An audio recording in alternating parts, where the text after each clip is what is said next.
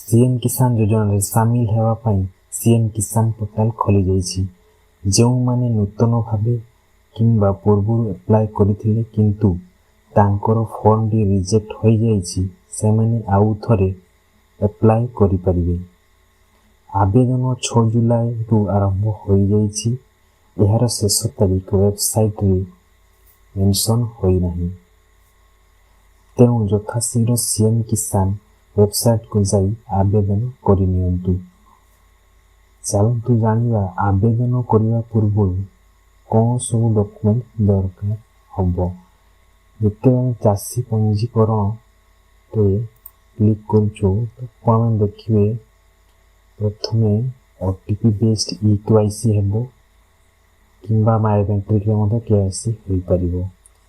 Bank accounts linking आपनको NPCI होइथिबा दरकार। Ration card individual हेइथिबा दरकार।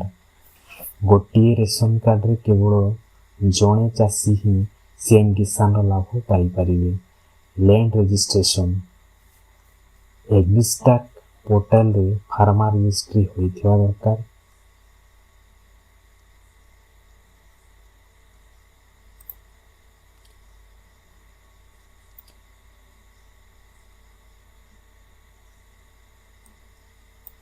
आवश्यक डॉक्यूमेंट आउथरे मु कहि दउछि।